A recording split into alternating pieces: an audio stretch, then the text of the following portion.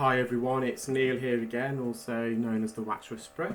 Today's procedure is a regular client of mine, and she's actually a hearing aid user as well.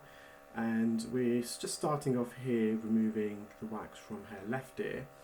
So her ear canal entrance is quite narrow, and you can see a bit of cilia there. So cilia is when you have it's the hair that's located in the ear canal, and the consistency of the wax. It's a bit of a dry but sticky consistency, and I'm using a standard Zollner suction probe here. And I've decided to try and grip the wax at the base of the ear canal, where the skin is attached to the wax.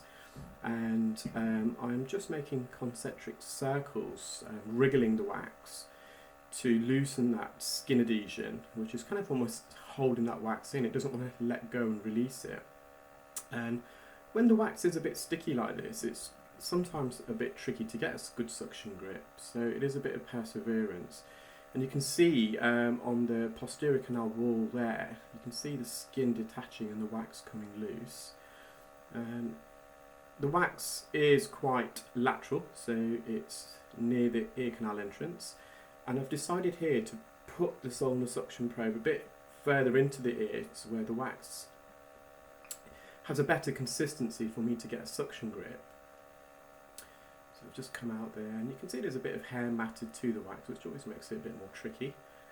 And I think I've got a suction grip here, an adequate one at least. And as I'm removing the wax, I'm bringing away the camera, and there we are. So that's the first major piece of wax. What I've done here, I've actually attached a fine end gauge onto the suction probe, and the reason for that is that this remaining bit of debris in the ear, it's not actually earwax, it's keratin, so dead skin. The problem with keratin is when you suction keratin, you can get a clarineting, which is a very loud, audible, high-frequency squeal, and it's almost deafening. What I find is when you attach a fine end gauge, it reduces that clarineting, so it's more comfortable for the patient. However, even with the fine end, it wasn't really removing that keratin, so I resorted to some crocodile forceps to gently peel that keratin off the canal wall. We do have to be a bit careful because you can get a bit of blistering. In most patients, I would just leave that keratin, but with this particular client, because she is a hearing aid wearer and she has narrow ear canals, it's important for me to try and remove as much of wax and keratin from her ear, as if I don't, it can quite easily block her hearing aid, so it's preventing her from hearing, and also cause the hearing aid to feedback. Feedback is when sound that is amplified into the ear through the hearing aid reflects back out the ear canal, and then it causes the sound to re-enter the microphone and re-amplify the sound, and that vicious cycle goes on and on and on, and it's often called a feedback loop, and it causes the hearing aid to squeal and whistle, and again it's very debilitating, not only for the patients but those people around them, because they can also hear that kind of distracting whistling sound coming from the ear. So I finished the left ear, her eardrum was very healthy, intact, and I'm now doing her second right ear. And I would say here there wasn't really much wax. It's, again, dead skin, keratin, and I would have said it's semi-occluding, so it wasn't fully occluding the ear canal. For most people, having this amount of keratin in the ear wouldn't lead to any symptoms. But as I mentioned, she is a hearing aid wearer, and in these circumstances I try and remove as much debris, dead skin, earwax from the ear canal so it doesn't impede with their hearing aid.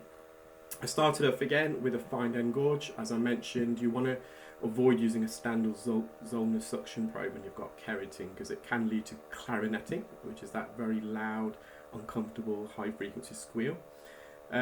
It did loosen the keratin slightly, but I've resorted to some crocodile forceps. You can actually see how narrow her ear canal is, and you've got a bit of cilia there again, which is obstructing the view somewhat, but I can see enough of the keratin to safely remove that.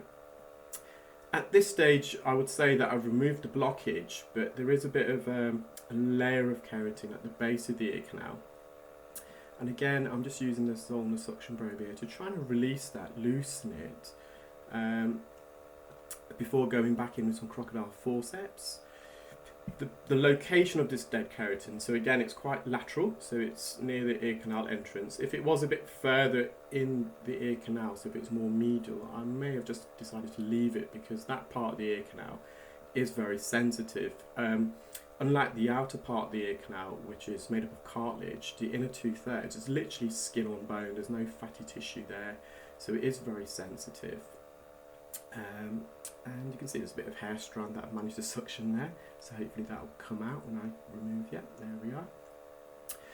So again, just trying to be as cautious as I can. I want to avoid any blistering, and because we're making contact with the ear canal wall, I don't want to abrase it or cut into the ear canal and cause unnecessary bleeding.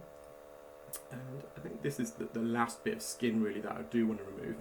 That skin in time would naturally migrate, and as it comes out it will expel itself from the ear canal naturally, but as mentioned, this client is a hearing aid wearer and I just want to avoid any debris as it migrates out of the ear, occluding and blocking the hearing aid, thus preventing any sound from entering the ear and arriving at the eardrum.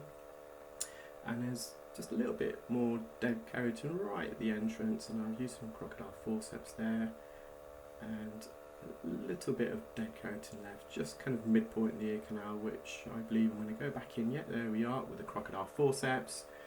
Again, the hair is slightly impeding the view, but unfortunately some patients have got very narrow ears and it can be quite difficult to work inside, especially if they have got hair.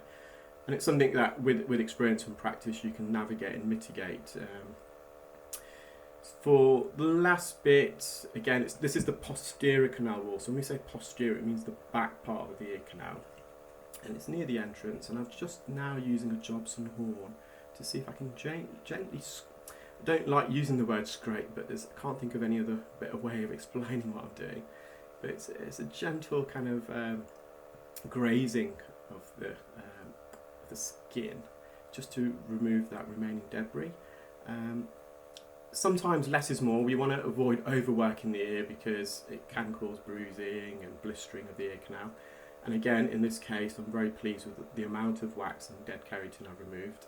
The ear canal's clear, and the eardrum again is healthy and intact. So again, thank you for watching. If this is one of the first times you've watched one of my videos and you're not a subscriber already, please do subscribe and select the notification icon, the bell, so you will be alerted as and when I publish new videos.